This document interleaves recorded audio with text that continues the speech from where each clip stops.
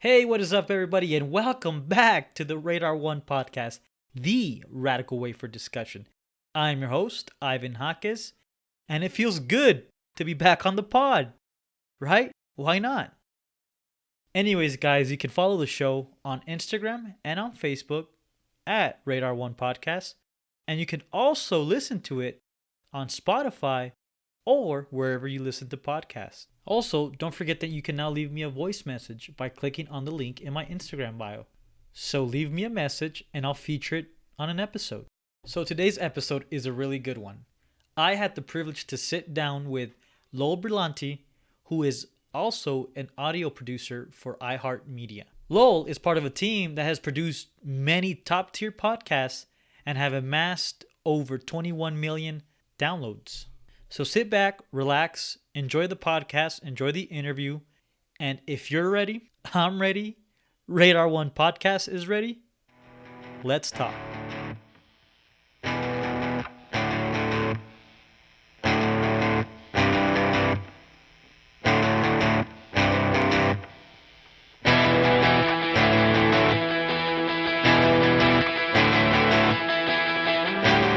Hey guys, I'm back in the studio with my good friend Lowell, and he's an iHeart audio producer, and that's pretty neat. So, how's it going, man? It's good. It's good. How are you doing? Doing pretty good. I'm kind of excited to be having an interview such as this because, well, what you do is essentially what I would hopefully one day want to do myself. It's something that's really been a hobby of mine and kind of a huge interest in my part as well. Oh, you're interested in producing? You seem more of like a host, researcher, writer. Well, a little bit of both, and I just like the creativity that comes with it. Sure. I love being on the mic and showcasing my creativity out there, but I also love the editing aspect of it. Like I don't think there's quite a bit of feeling as when you edit and publish out your creativity for the world to hear. It's kind of amazing. Yeah, the creative process, like making those types of decisions, is fun. Adding music and stuff like that. It's but the parts where you're just like removing ums and stuff like that, that gets pretty tedious. It really does. It really does. And sometimes you get those people that tend to say a lot of ums and you knows, and well, Oh as you yeah. know, it prolongs the process quite a bit. Oh, I just spent about 10 hours editing a 1 hour episode of a show because I was removing just thousands of ums. Oh wow, 10 hours is quite a bit, man. Oh yeah, the guest was very very bad about it. Well, nonetheless, man, thanks again for coming on the podcast here. Sure. And I wanted to ask you this: what got you into becoming an audio producer? Like, how did it start for you? So I was a video producer. In 2008, I graduated from college into the recession, the housing crisis.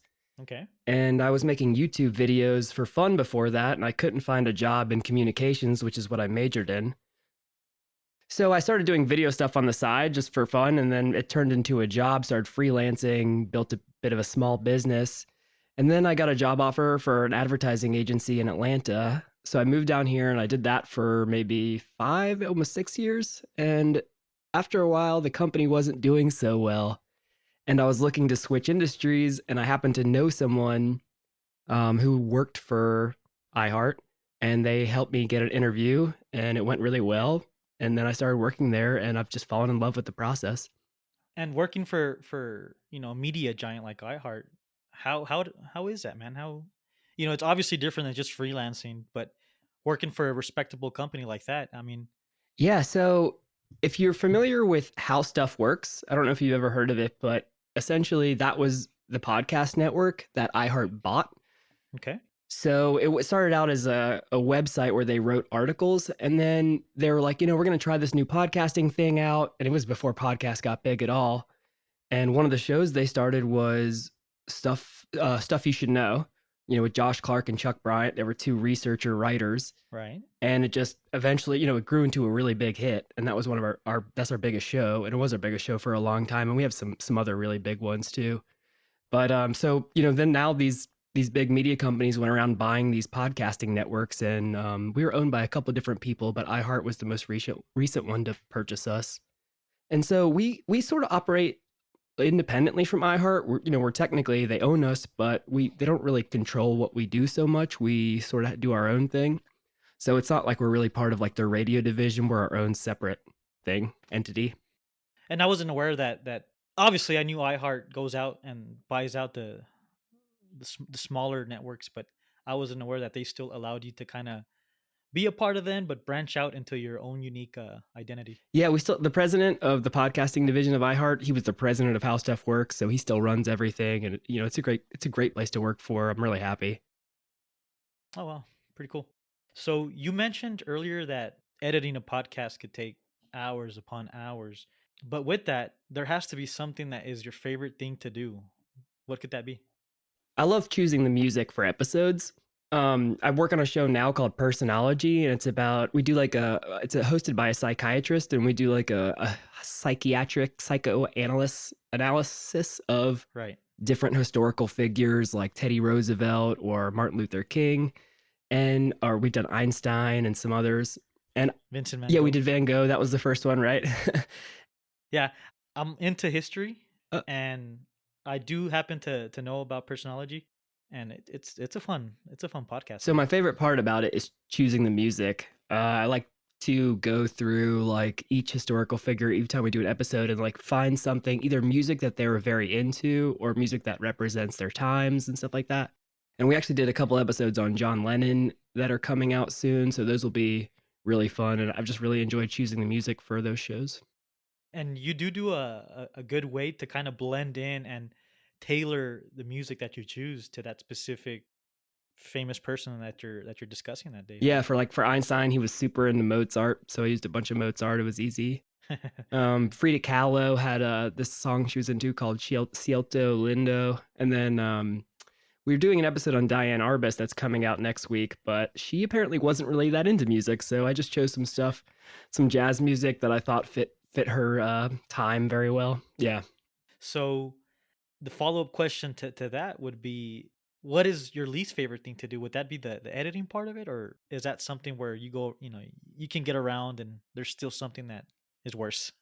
So my goal is to get further removed from the actual process of creating the episode, like, the editing and recording and stuff like that. I'd like to be more into show development, talent acquisition, and stuff like that.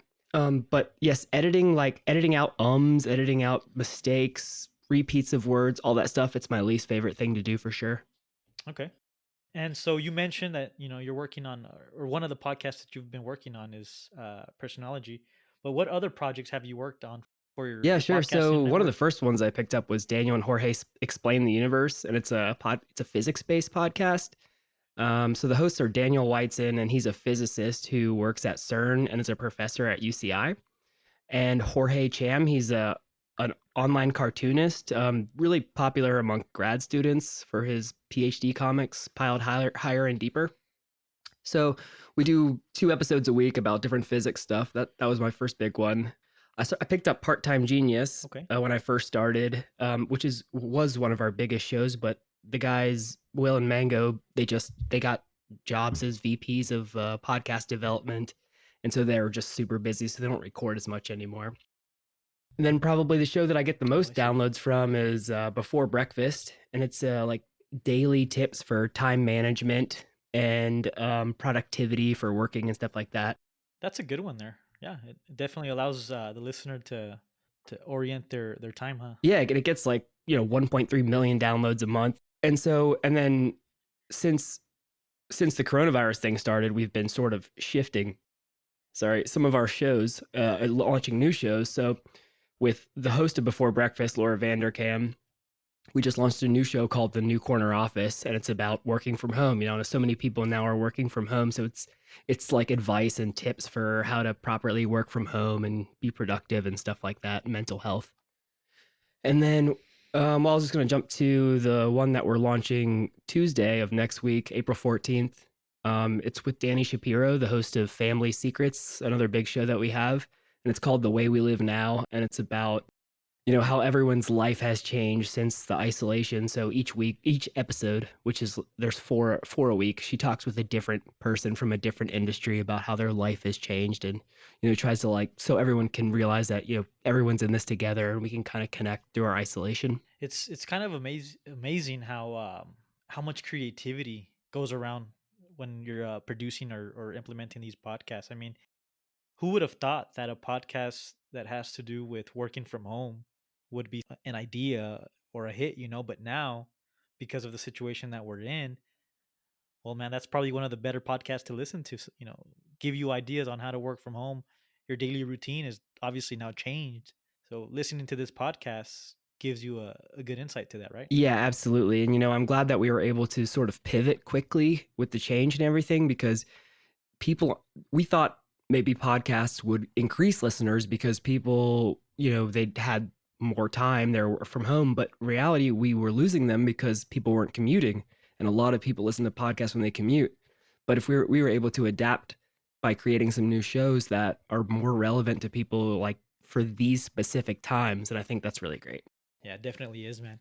And so you've obviously told us about the many different projects that you've helped produce, but is there anything specific to you that you're working on that should be out soon, hopefully?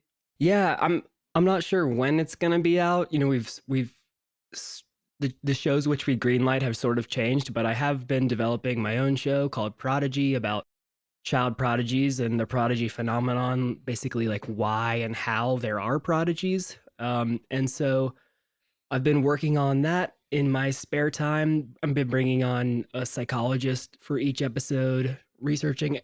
Sorry, everything is scripted, and then interviewing some guests as well. My first episode is on the Polgar sisters. They were chess prodigies, three of the greatest female chess players who ever lived, and the third one is the greatest of all time, Judith Polgar. She beat Oh, Gary wow. Kasparov, who is often considered the greatest chess player of all time, and she got Grandmaster younger than even Bobby Fischer. So it's a pretty interesting topic. I'm writing an episode now on Tiger Woods because he was a golf prodigy. His father trained him from 2 years old to learn golf. So a lot of the subjects, some people say it's early specialization. So like the Polgar sisters, their father, Laszlo Polgar, he said that geniuses are made, they're not born. So he thought that he could make a prodigy just by introducing them into the subject very, very young. And it worked. Right. But, now we realize there's a lot more factors that go into it than just early specialization. So it's essentially it's something that you're born with rather than something that, hey, let's start you from yay high, and eventually you'll get enough talent to be good at what you do. It's really a combination of multiple things. One, definitely early specialization. One is genetics, like your predisposition to being interested in something. And then the third is I'm sorry, how do I word this? But like your support system, like do you have access to resources? Usually one parent is very involved in your training. Do you have a geographic location to what you're trying to do? So it's Right. like it's a combination of three things basically. It's sort of like in the little leagues, you know how that parent or those parents are gung ho about getting their kid that next all time great pitching coach, or getting them those extra reps after practice just because they feel like that'll suffice to make them the next latest and greatest, right? Yeah, and that's a huge factor, but I guess the big thing is keeping your child interested in it, because you can't force it, you can't coerce it. So one of the things that a lot of these people, that Tiger Woods did, that Laszlo Polgar did, is they would make everything into a game. So I mean, it's you're playing a game, but they would make it into smaller games. So for the Polgar sisters, when he taught them the chess, he would they first started learning the pawns. They would play Pawn Wars, where they just played with pawns, and then then he would do it, add the king and do stuff like that. So it was essentially a lot about keeping the child interested. Right. I can definitely see that. And well, a lot of times parents just grind their kids down, and they hit their teenage years and the kid is no longer interested in basketball, baseball, chess. whatever the case may be. Yeah, so one of the things we talk about is each person has a set of genetic traits that maybe makes them more interested or at something, which usually tends to make people pick it up more intuitively. So just to give your child the most varied of opportunities, like let them try tennis, let them try chess, let them try do math, and just see what they kind of like naturally take to. So aside from audio producing and working on different projects, what are some other hobbies that you enjoy working on? Oh, hobbies. Wow. Well, I play a lot of video games. I don't know if that's really a hobby, Sure, why but I not? mean, I I just play one game though, Overwatch. I don't know if you play any games or you've ever heard of I've it. heard of Overwatch, and I know there's massive e-leagues for it. However, Yeah, the Overwatch League. yeah, I've never played it. It does look like an interesting game. Is it kind of like a? I think if I say Fortnite, it would be disrespectful because I don't know how you feel about Fortnite, but it's Oh no, it doesn't bother me. in essence, it's relatively close, right? No, just in the popularity Okay. sees Fortnite is a battle royale game where like a bunch of people are dropped into an area that shrinks and they have to just kind of kill each Hmm. other. Overwatch is a objective based game with a team of 6 people versus 6 people. So Oh, each okay. character has a different ability. So it there's just a level of strategy that I find Yeah, interesting. that There's another game coming out very soon called Valorant. Valorant, yes, that's supposed to be pretty cool too. That I think a lot of people are interested in and may have a pro scene as well. wow, that's interesting. You mentioned to me, off the pod that one of the things you also like doing is smoking meat. What would you say is the best type of meat to sit around and smoke, and where when it's done, it's some pretty good stuff. I guess that's probably subjective, but I like doing pork ribs personally. Oh, that's a great choice. Why not? I thought you would say something like brisket, because brisket is one of Oh, the most popular ones to let smoke, and I know it probably takes the longest out of everything out there, but well, people like brisket. it takes forever. And honestly, I don't have a good access to brisket now that I moved. I used to live near a Costco where I could get it. Now I live not near a Costco, so So, you also told me you were a licensed drone pilot. How does that go for you? yeah, I mean, if you're into video production, I definitely recommend getting your drone license. Even if you're not, it's a pretty easy thing to pick up. A drone's a relatively low investment. You can pick one up for around $1,000. That's does pretty good video quality, and then you can sort of do that as a side business, just doing real estate or videos for whatever. And it only took me about 8 hours of watching YouTube videos to study for the exam. So I think it's a really good side gig that somebody could pick up. That's relatively low cost. So, getting your license in that, it basically allows you to be able to offer it either as a class or as a business. So you can fly without a license as a hobbyist. The only thing that you need a license for is when you're charging money for it. Oh, So a lot of people skirt the rules in the beginning, but since I was working for a company, I went ahead and got my license. do you ever go, take out your drone out into some pretty unique places, or? Yeah, I mean, anytime I would go on a trip, I would bring my drone and just do short little videos and stuff like that. It was fun. That's pretty cool. Yeah, I mean, getting the perspective from up high rather than what we're usually accustomed to is definitely a cool approach to whatever you're trying to work on. Video production, or just a couple snapshots here and there. It's pretty interesting. Yeah, definitely. It's not very hard to fly, although I have crashed a couple times. But the newer ones, it's harder to crash. But essentially, like if you're flying and then you just let go of the controls, the drone just stays in place because of GPS. Okay. Oh The well. issue comes when it's like windy out and stuff like that, or if you're flying in spaces where there's like tight spaces and stuff like that, it's really easy to crash. But usually as long as it doesn't fall into water or fall from really high, it can be repaired. And I have one last question for you, man. Hope you're ready for it. So, what has been one of your biggest failures, and what did you learn from it? So when I built my video business when I was freelancing after college, I got really into web design and I was just doing SEO all the time. So I ranked my website up to the very top for a bunch of keywords for my city. So after a while, I ended up deciding to start a new business with a guy whose father was going to give us an investment.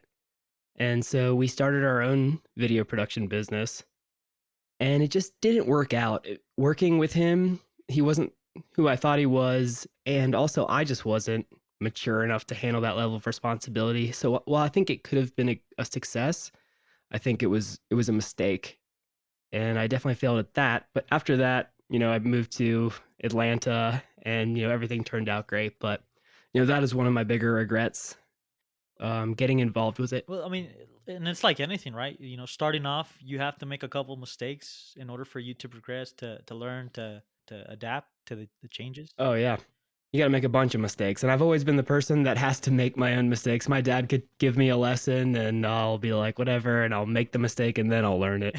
And then he'll come back and tell you, "I told you so." Yeah, and I'm pretty good about admitting when I'm wrong, so it's not a big deal. Well, man, I appreciate your time, man. It was a really good interview. I really enjoyed it. Thank you for taking some time out of your day to sit here and talk with me a little bit. Yeah, absolutely. It was really nice being on the show. I look forward to hearing the episode and seeing what this you have in store for this podcast. Definitely, man. And if you have any tips that you'd like to give me, just shoot me a message. Maybe not here on live. Yeah. Oh, yeah, Do absolutely. you have a social media platform that you use that you would like for people to kind of go out and research you a bit, or maybe some of the podcasts that you're working on? No, I mean, not really. I'm just, I don't really post that much on social media, but feel free to check out any of the shows I recommended. I mean, I work on if they sound interesting to you. Okay. Well, thanks again, man. I appreciate it.